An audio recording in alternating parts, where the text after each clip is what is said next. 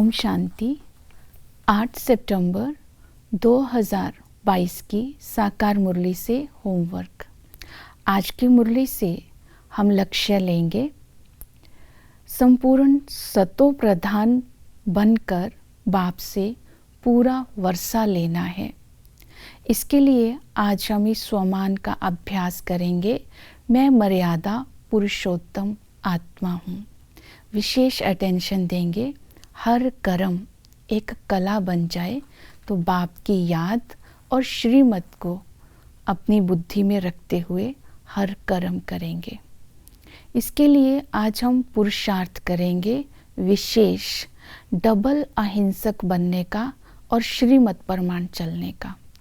Double अहिंसक उसे कहते हैं जो क्रोध भी ना करे और काम विकार में भी ना जाए, तो उसे कहते हैं डबल अहिंसक। और काम विकार मुख्य हिंसा है जिसके लिए झगड़े होते हैं। इस पर जीत प्राप्त करने के लिए बाबा ने आज विधि बताई है। अपने मर्जीवा जन्म को इमर्ज रखो। मैं ब्रह्मा मुख वंशावली ब्राह्मण हूँ। इस संगम पर बाबा मुझे पावन बनाने आए हैं, क्योंकि ये जन्म ही पवित्रता से ही होता है।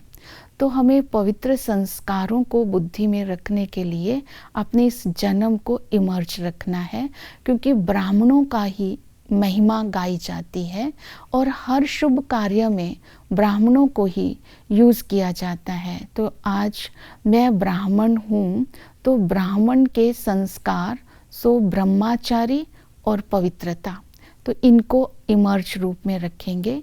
दूसरा डबल अहिंसक बनने के लिए बाबा ने नष्टो मोहा संबंध की पवित्रता के लिए बताया। इसके लिए युक्ति बताई बाबा ने कि तुमने अब 84 जन्म पूरे किए हैं। ये शरीर पुरानी खाल है।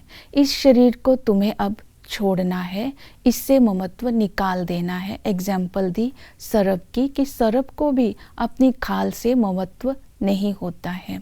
तो शरीर से ममत्व निकलने से हमारे अंदर इस दुनिया से भी वैराग्य आ जाएगा। इस दुनिया से वैराग्य दिलाने के लिए बाबा ने कहा अब इस पुरानी दुनिया से तुम्हारा कोई ताल्लुक नहीं है। तुम्हें ज्ञान चिता पर बैठना है। जितना हम ज्ञान युक्त होंगे, ज्ञान युक्त होने के बाद जो वैराग्य आएगा वो वैराग्य सदा काल का रहेगा और इससे हमारी धारणाएं पक्की होती जाएगी, पवित्रता आती जाएगी। और बाबा ने विशेष बताया कि तुम्हारी प्योरिटी ही की श्रेष्ठता ही रॉयल्टी है। तो हमारी चाल चलन व्यवहार खान पीन इसमें सब में रॉयल्टी कहाँ तक आई है, इस बात का अटेंशन रखना है। और पवित्रता के लिए समर्पणता के ऊपर अटेंशन दिलवाया। इस जन्म में तुम मेरे पर बलिहार जाओ तो मैं 21 जन्म के लिए तुम पर बलिहार जाऊंगा। ये सारी पवित्रता तब आएगी अगर योग का बल जमा होगा। योग का बल जमा करने के लिए बाबा ने कहा तुम रूहानी पंडे हो, तुम्हें रूहानी यात्रा में रहना है और दूसरों को भी रूहानी यात्रा करानी है। तुम गुप्त योग बल वाली सेना हो। ये स्मृति में रखते ही हमारा योग बाबा से रहेगा।